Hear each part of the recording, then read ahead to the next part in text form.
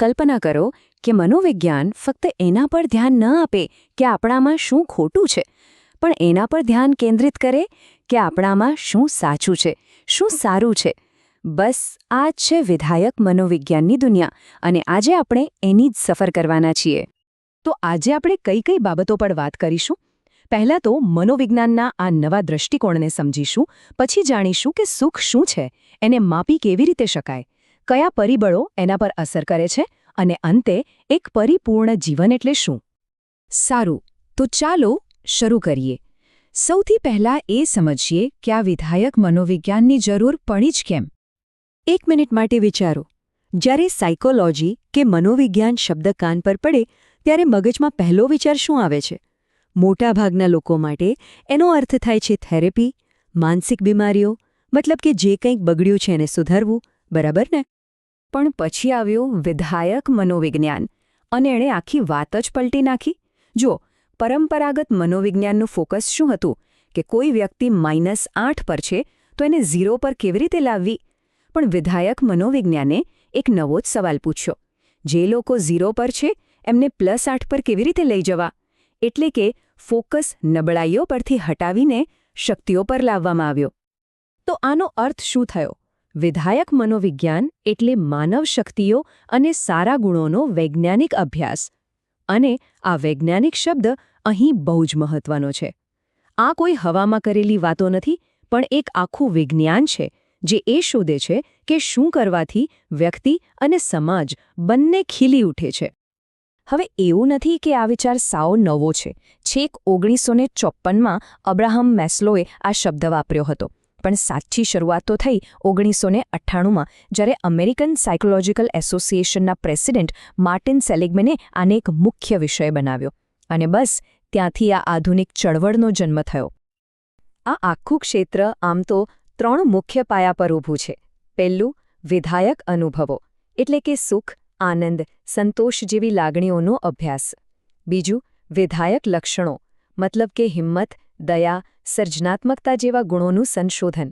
અને ત્રીજું, વિધાયક સંસ્થાઓ, એટલે કે એ જોવાનું કે આપણું કુટુંબ, આપણી શાળાઓ, આપણો સમાજ એ કેવી રીતે સારા જીવનને ટેકો આપી શકે છે. તો આ બધી વાત આપણને એક મોટા સવાલ પર લઈ આવે છે. સુખ એટલે શું? આપણે બધા એની પાછળ દોડીએ છીએ, પણ શું આપણે જાણીએ છીએ કે એ ખરેખર છે શું?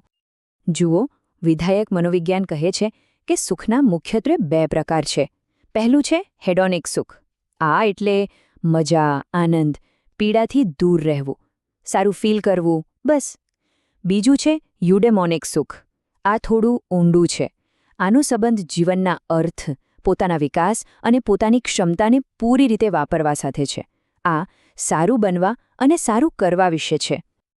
આ વાતને સમજવા માટે એક બહુ જ મજેદાર વૈચારિક પ્રયોગ છે. અનુભવ મશીન. કલ્પના કરો કે એક એવું મશીન છે જેમાં જોડાઈ જાઓ તો જીવનભર માત્ર ને માત્ર શુદ્ધ આનંદ જ મળે. કોઈ દુઃખ નહીં, કોઈ તકલીફ નહીં. પણ શરત એટલી જ કે એમાંનું કંઈ પણ સાચું નહીં હોય, બધું વર્ચ્યુઅલ હશે. તો શું કોઈ એવા મશીનમાં જોડાવાનું પસંદ કરશે? આ સવાલ જ આપણને વિચારવા પર મજબૂર કરે છે. તો ઠીક છે, સુખના પ્રકારો સમજ્યા, પણ જો આ વિજ્ઞાન છે તો પછી સુખને માપવું પણ પડે. પણ કેવી રીતે? કોઈની ખુશીને આપણે કેવી રીતે માપી શકીએ?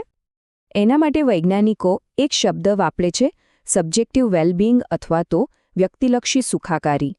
એડ ડિનર, જે આ ક્ષેત્રના મોટા નિષ્ણાત છે, એમના મતે આ બીજું કંઈ નથી પણ કોઈ વ્યક્તિ પોતાના જીવનને કેવી રીતે જુએ છે, એના વિશે શું વિચારે છે અને કેવું અનુભવે છે, એનું મૂલ્યાંકન.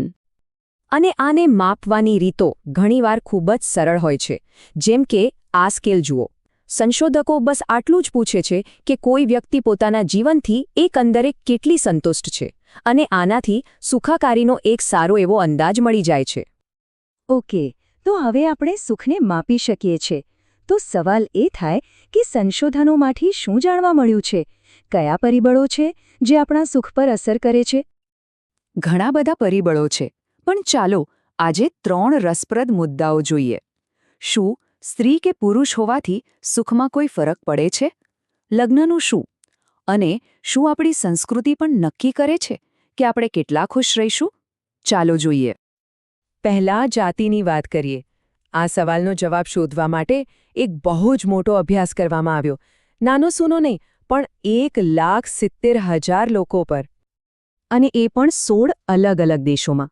આનો હેતુ જાતિ અને સુખ વચ્ચેના સંબંધને ઊંડાણપૂર્વક સમજવાનો હતો. અને આટલા મોટા અભ્યાસ પછી જે પરિણામ મળ્યું એ ઘણું આશ્ચર્યજનક હતું. જાણવા મળ્યું કે પુરુષો અને સ્ત્રીઓના સુખના એકંદર સ્તરમાં કોઈ ખાસ તફાવત જ નથી. આપણી સામાન્ય માન્યતાઓ કરતાં તદ્દન અલગ. હવે લગ્નની વાત કરીએ. અહીં ડેટા શું કહે છે? સંશોધનો વારંવાર બતાવે છે કે પરિણિત લોકો અપરિણિત લોકો કરતાં પોતાને ખૂબ સુખી ગણાવે એવી શક્યતા વધુ હોય છે. જેમ કે આ ચાર્ટમાં જોઈ શકાય છે, લગભગ 40% પરિણિત લોકો પોતાને ખૂબ સુખી માને છે, જ્યારે અપરિણિત લોકોમાં આ આંકડો 26% છે. અને છેલ્લે સંસ્કૃતિ આ બહુ મોટો ભાગ ભજવે છે. જેમ કે પશ્ચિમી દેશોમાં સુખને એક વ્યક્તિગત અધિકાર માનવામાં આવે છે. એ સિદ્ધિ અને આત્મસન્માન સાથે જોડાયેલું છે. જ્યારે પૂર્વીય સંસ્કૃતિઓમાં સુખનો સંબંધ સામાજિક સુમેળ, પોતાની ફરજો પૂરી કરવી અને આત્મનિયંત્રણ સાથે વધુ છે. એટલે કે સુખની વ્યાખ્યા જ બદલાઈ જાય છે. તો આ બધી ચર્ચા પછી આપણે આ વિષયના સાર પર પહોંચીએ છીએ, એક પરિપૂર્ણ જીવન. એક વાત સ્પષ્ટ સમજવા જેવી છે. વિધાયક મનોવિજ્ઞાનનો હેતુ જીવનની મુશ્કેલીઓ કે દુઃખને નજરઅંદાજ કરવાનો બિલકુલ નથી. એનો હેતુ તો લોકોને એમની પોતાની શક્તિઓ વિશે વૈજ્ઞાનિક સમજ આપવાનો છે, જેથી એ મુશ્કેલીઓનો સામનો વધુ સારી રીતે કરી શકે. ટૂંકમાં કહીએ તો આ વિજ્ઞાન માત્ર ટકી રહેવા વિશે નથી, પણ ખરા અર્થમાં જીવનને માણવા અને સમૃદ્ધ થવા વિશે છે. અને આ જ વિચાર સાથે આપણે અહીં અટકીએ છીએ કે આ સમૃદ્ધ જીવન એટલે શું? દરેક માટે એનો અર્થ શું હોઈ શકે? વિચારવા જેવો પ્રશ્ન છે.